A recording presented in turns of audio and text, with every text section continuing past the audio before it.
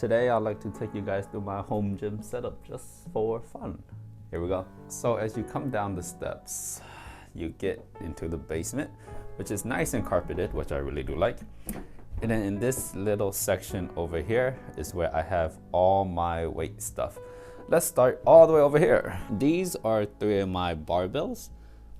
This black zinc one is an Ohio Power Bar, which is really good. It's awesome.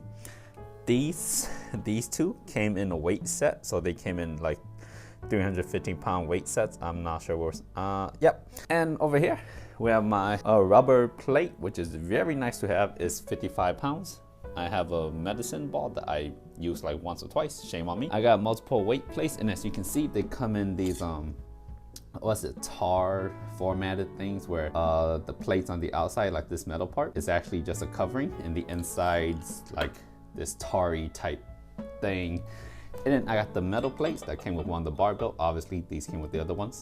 They come 2.5 pounds. I do poundage because I live in the big USA. And then over here, right here's my no hang setup with my loadable pin, with my hang board. That's actually my roommate's. You got more plates here. Over here, let me show you, is what we call a head harness, and you use the head harness to help strengthen your neck, obviously. I have 2 Rolling Thunders. This was back when I really liked the idea of doing pull-ups off of these.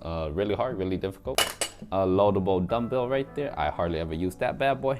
I got 15 pounds, 20 pounds. These 25 pounds I bought a really long time ago. It's funny because the handle's really thin for how big it is, because 25 next to the 30s, and the 25 is obviously bigger. I made a cheaper material, obviously. 30s, 40s, and I have these really thick bands. So this right here, let me just give you guys a quick view. The space here is not that much, but it's more than enough space for me to do whatever the hell it is that I do need to do, just to give you guys an idea of the size of the space I have.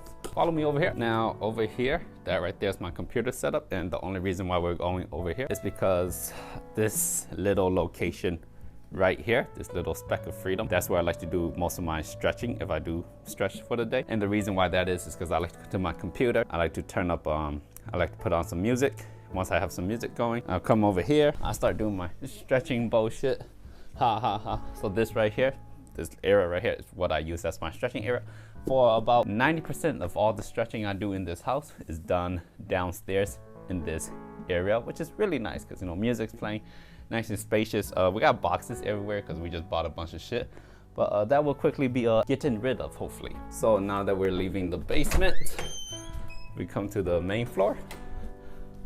You walk through the nice, and then we get to this pull-up bar right here. And we got the nice pull-up bar. Let me just go demonstrate how it works. Obviously, pull-up bar is good for doing pull-ups. I'm not gonna do it right now. One fun feature about this is that you will notice I put my 35-pound plates. I put my 35-pound plate and 45-pound plate on this pull-up stand, so that when I do pull-ups, the bar doesn't shake as much. There's also a dip station, but I don't do dips. I just use it mainly for doing pull-ups. And there is also a hang board there, on which I like to do one arm on the board, one arm on the pull-up bar, and I like to train my fingers a little bit that way. I also have wooden gymnastics rings, which is great for anything upper body wise. Of course, they will both go right here. You just slide them on, whoop, whoop, and from there you can literally do anything wooden gymnastic ring wise. I have a 45-degree back extension over here that's been deassembled, but that's just for working the posterior chain, glutes, hamstrings, low back a little bit if I need it. That's what that one is. Now let me show you guys the most important part of the house. Well, the most important part in terms of training, I guess. It's the garage,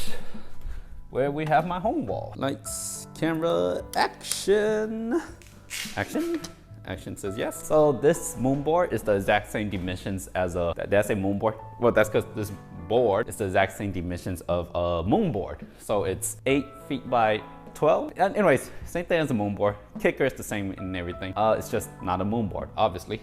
But it sits at 40-degree overhang, which I think is just the perfect amount for board climbing. I would like to have a 20-degree to it, but space is limited. Let me show you a little bit more. So the hose that we have, I believe all the plastic ones, if not 100% of them, are from Escape Climbing, which they are pretty local where I live in Minnesota. And these wooden hoses, all these wooden hoses I made, with the exception of 3 wooden ones. So my roommate made this one, this bad boy, and that one right there. Whereas all the other wooden hoses you see on this board, I made myself. The wood making station is actually just right over here. It's in this nice little corner. We got the cutter.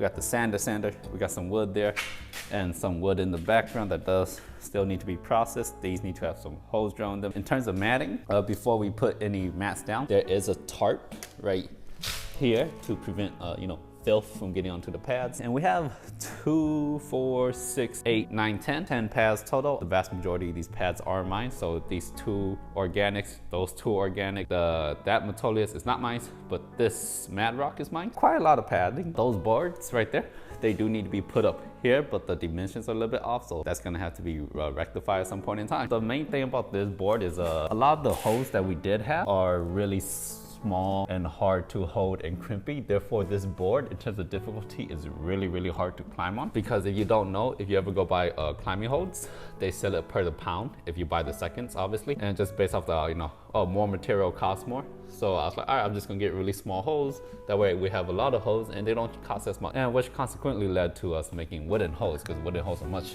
cheaper in terms of cost per pound, obviously. It's just the labor cost is slightly a bit annoying, and I'm not exactly the biggest fan of making wooden holes. But with 2 organic pads stacked on top of each other, it makes a nice sitting area where you could, you know, sit, contemplate life and wonder about the board. And that was basically everything I have in the humble abode that I use for training. Obviously, all these things, wasn't done in one big bulk purchase at all by any means.